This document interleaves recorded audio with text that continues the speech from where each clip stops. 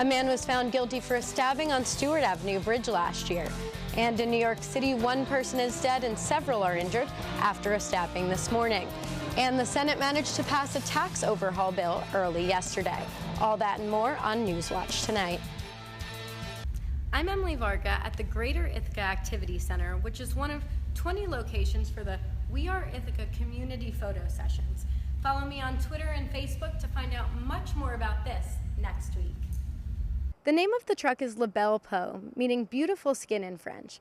The truck itself provides waxing services to clients throughout the Ithaca area. Today is the last day that the Tompkins County Board of Elections will accept registrations for voters who'd like to vote in this upcoming primary. Tompkins County residents came out to voice their opinions on the proposed 2017 budget. I'm here at Dreer High School in South Carolina for the First in the South primary. I spoke to voters after casting their ballots.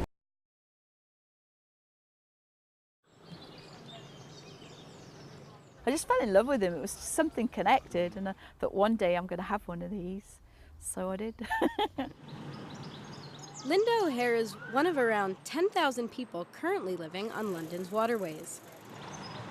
This narrowboat has been her home for nearly 18 years, and she owns her own mooring a short stroll away from some of the most expensive real estate in the world. With nearby property prices in the millions, people like O'Hara found a cheaper and more innovative way to live in the capital. Boat homes start at just $25,000, although there are certain sacrifices. Yeah, I haven't got a dishwasher. But she is lucky enough to have a permanent parking space.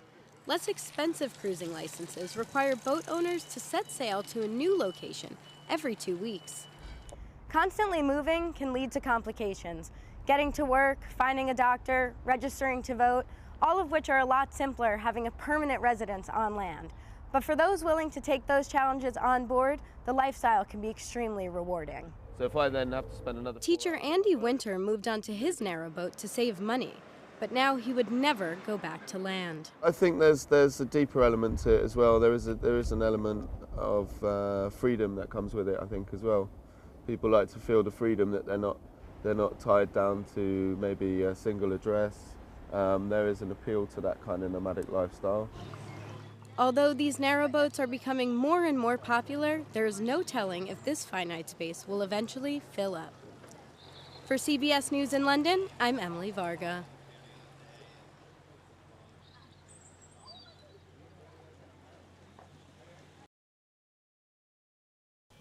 Tompkins County will officially be joining 9 other counties in a lawsuit against opioid manufacturers. Good evening, I'm AJ Feldman. And I'm Emily Varga. That's Stories First on Newswatch tonight. The Tompkins County legislature approved County Attorney Jonathan Wood to pursue the proceedings. The counties are accusing manufacturers of misrepresenting the addictive qualities of these drugs. The counties argued that this created an opioid epidemic that cost the county government millions of dollars in emergency and health care costs. District 4 legislator Rich John said it's important that this crisis not be hidden. The U.S. Supreme Court will hear arguments tomorrow on legal sports betting.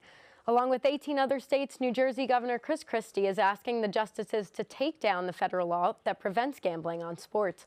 Christie says the law violates the 10th Amendment that explains federal laws can't make states carry out federal dictates. But professional sports leagues and amateur associations say the law prevents the corrupting influence of organized crime in sports. The justices will decide the case by late June.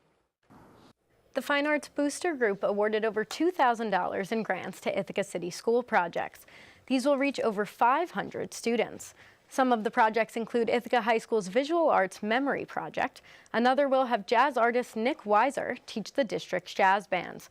Booster Grants chairperson Susan Zender said it's exciting to see what teachers propose and said it's rewarding that they can support the proposals.